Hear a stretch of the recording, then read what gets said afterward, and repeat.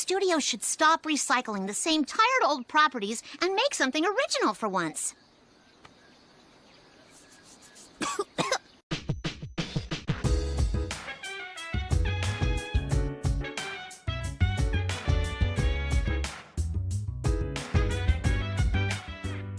Okay, so we're at a point where we know that Cartoon Network is really promoting legacy content, and a lot of stuff is going to be coming to HBO Max.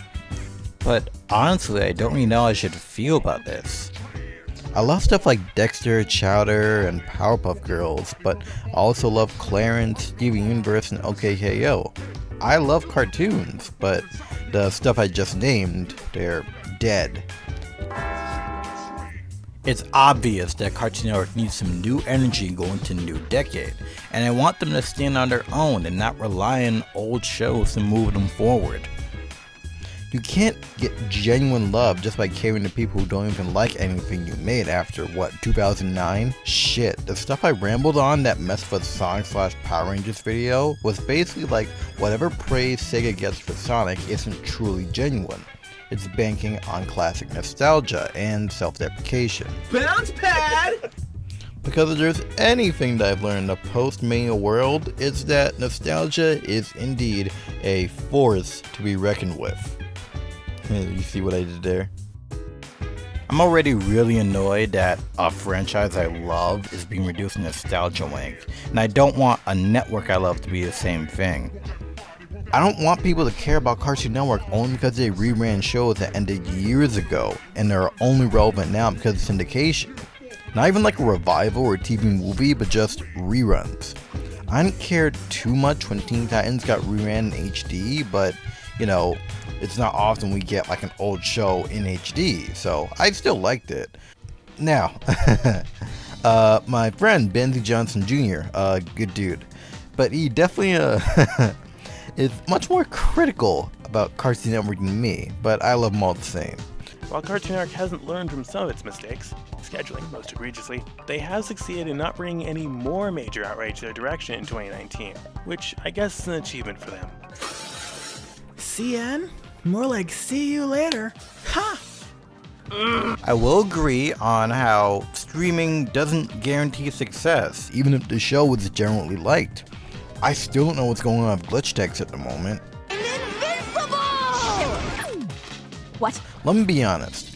I feel like the objective best modern cartoon for Cartoon Network is Infinity Train.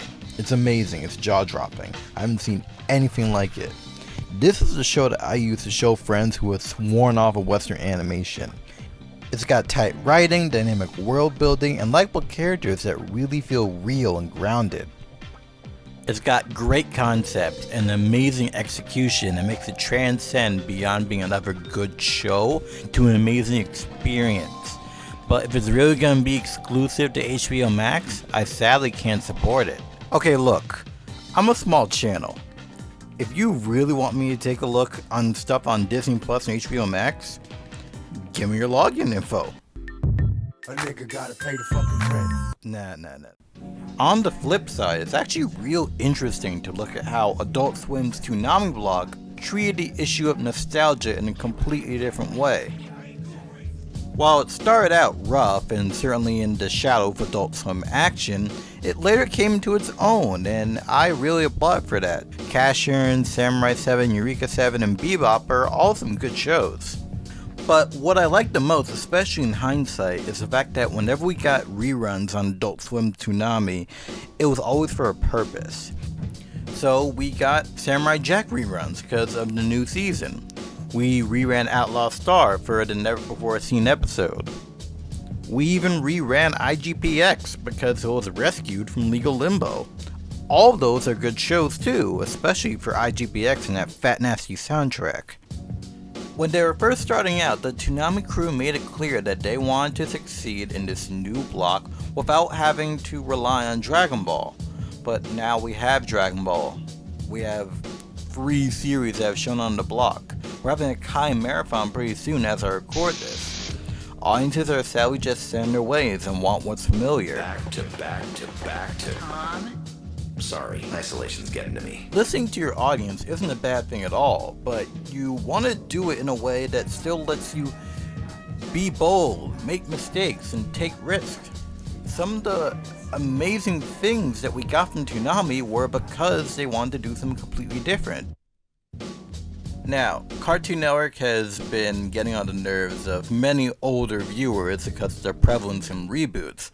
And sadly, I can say that Toonami has had some of that controversy with the Fooly Cooly reboots. The hardcore anime fan base didn't exactly like it. But at least Toonami still wants to experiment. So of course it gets way more annoying when people who just aren't in the know constantly request stuff to be just like in the good old days. They want the old bumpers, they want the old shows, and they want everything to be just like it was in the 90s. But things just aren't like that anymore. The people behind the block have moved on, and so should you. And in spite of everything, at least Toonami tries not to be trapped in its own shadow. But Nick Splat... Nick Rewind has had what's felt like almost a decade's worth of an identity crisis when all they gotta do is rerun old 90s Nickelodeon shows.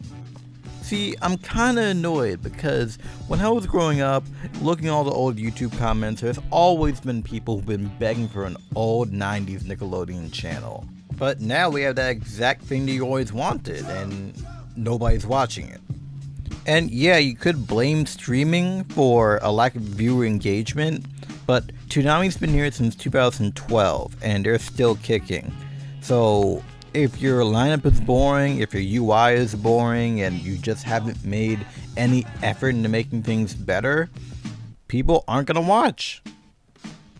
And look, P&P is something that I've been really excited for, and they had all the ingredients to do something really good and make it a permanent place on the block, but they didn't. They had all these promos, they got Daddy and Mike back together, they made a new short, they counted down some of the best episodes, and I'm thinking, oh, you can make it a regular show. That didn't happen. And all they did was rerun the show for like a week, and it was never on the block again. And yeah, I know, the main thing that's holding P&P back is music issues. So you're just not gonna try? Apparently season 3 DVDs were made all the way back in 2006. They're sitting in a factory somewhere and they've never been touched. And I think the need for Nick Splat, or whatever it wants to call itself, to spice itself up, should be seen with the fact that they now want to focus on 2000 stuff. And I'm sorry, but I'm not gonna want to see plain old Fairly Odd Parents and Jimmy Neutron marathons. That's not what I mean when I want a good usage of nostalgia. Air some of Nicktoons Network stuff, especially because many Nicktoons Network shows didn't get anywhere near as much attention as shows that already debuted on the main channel. Now, when we're talking in general, I will admit I am always going to be biased towards Cartoon Network, but I really do think that their channel is what I have the most faith in when it comes to original shows. But in general, I want original stuff from everybody. I think everyone has potential. If a show is good, I'll watch it. Done deal. I'm just glad CN is uploading What a Cartoon to preserve their history. Especially stuff like Larry and Steve, which gave us that one Seth MacFarlane show.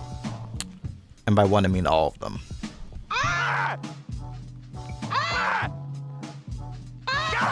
Plus, I mean, they already have a lot of pilots freely available on YouTube, so we can admire them whether they get picked up or not. I have faith that Nickelodeon will give us great original experiences as well, but I don't think about that when it comes to Nickelodeon. It's not to its detriment, but I tend to remember that, oh, that's the network that has Ninja Turtles and Power Rangers and now Big Nate. Not to say that the network is bad for having a lot of acquired shows, but, you know, I just don't really think of them having original shows anymore. Which makes it all the more important now that we have free shows, Glitch Tex, Ollie's Pack, and It's Pony, to spread the word and show that we care about these shows. Right now, I'm just gonna spit some facts because I kinda hate this mentality of, It's a new Nickelodeon show, but it's just gonna get the death slot on Nicktoons in a week and we'll never see you on the channel again. Why bother? That's pessimism. And pessimism sucks. Not in the good way. If you like your show, support it any way you can. Legally. If you can. I think schedules are just going to be something that annoys us constantly, especially if you're a Cartoon Network fan. But that doesn't mean you should stop and not support your favorite show. Watch it, spread the word, do whatever you can. Consider it like this. If we don't get new stuff now, what are gonna reboot in 2030? What are they